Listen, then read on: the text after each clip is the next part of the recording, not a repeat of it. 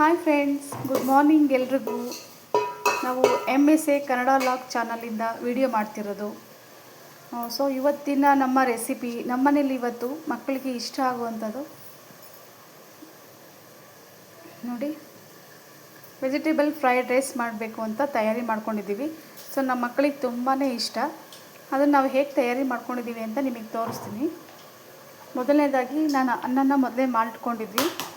ಅದನ್ನು ಸ್ವಲ್ಪ ತಣ್ಣಗಾಗಲಿಕ್ಕೆ ಆರಿಟ್ಕೊಂಡಿದ್ದೀನಿ.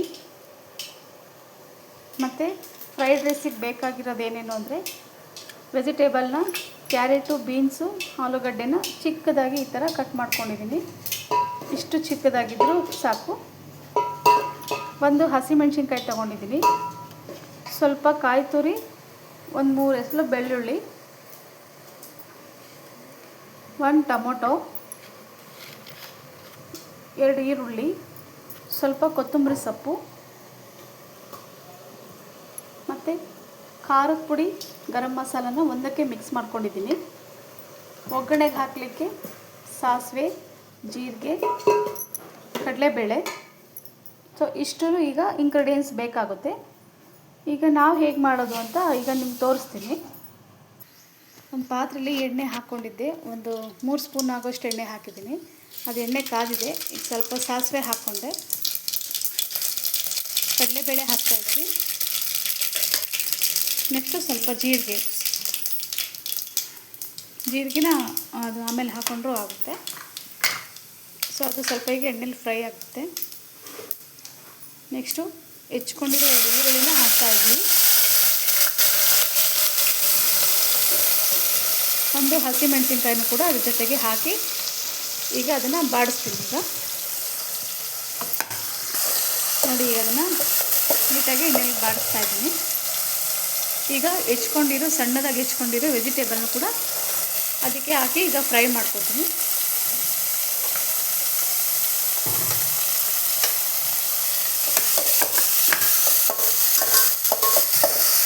ಸೊ ನೋಡಿ, ಈಗ ಒಂದು ಸ್ವಲ್ಪ ಫ್ರೈ ಆದರೂ ಸಾಕು.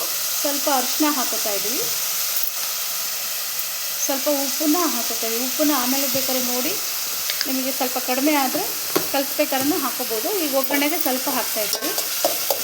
ಅದನ್ನು ನೀಟಾಗಿ ಬಾಡಿಸ್ಕೊಂಡು ಫ್ರೈ ಮಾಡ್ಕೋಬೇಕು. ಸೊ ನೋಡಿ, ಈಗ ತರಕಾರಿ ಎಲ್ಲ ನೀಟಾಗಿ ಫ್ರೈ ಆಗಿದೆ. ಬಾಡಿಸ್ಕೊಂಡಾಗ ಇಷ್ಟು ಫ್ರೈ ಆದರೂ ಸಾಕಾಗುತ್ತೆ. ತುಂಬಾ ಫ್ರೈ ಮಾಡೋ ಅವಶ್ಯಕತೆ ಇರೋದಿಲ್ಲ.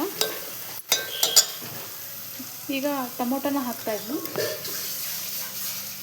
ಮೊದಲೇ ಹಾಕಿದ್ರೆ ತರಕಾರಿ ಚೆನ್ನಾಗೆಲ್ಲ ಬೇಯೋದಿಲ್ಲ ಅಂತ ಲಾಸ್ಟಲ್ಲಿ ಹಾಕ್ತಾಯಿದ್ವಿ. ಸ್ವಲ್ಪ ಬೆಳ್ಳುಳ್ಳಿನೂ ಕೂಡ ಹಾಕ್ಕೊತಿದ್ದೀವಿ.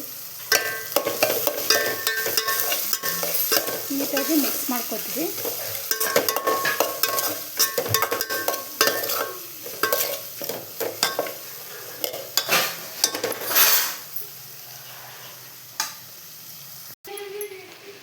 ಸೊ ನೋಡಿ, ಇದಿಷ್ಟು ಫ್ರೈ ಆಗಿದೆ, ನೀಟಾಗಿ ಫ್ರೈ ಆಗಿದೆ ತರಕಾರಿ ಎಲ್ಲ.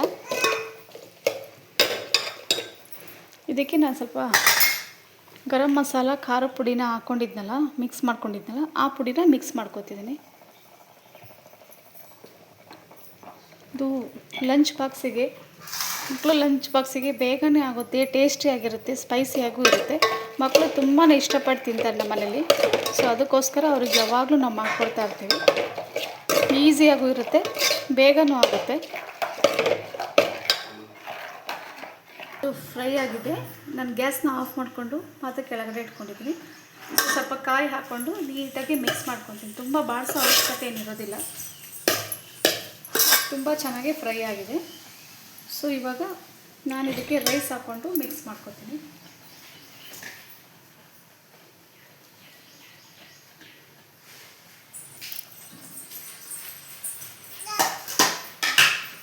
ಸಣ್ಣದಾಗಿ ಕಟ್ ಮಾಡ್ಕೊಂಡಿರೋಂಥ ಕೊತ್ತಂಬರಿ ಸೊಪ್ಪನ್ನ ಇದ್ರ ಜೊತೆಗೆ ಹಾಕಿ ಮಿಕ್ಸ್ ಮಾಡ್ತೀನಿ ನೀಟಾಗಿ.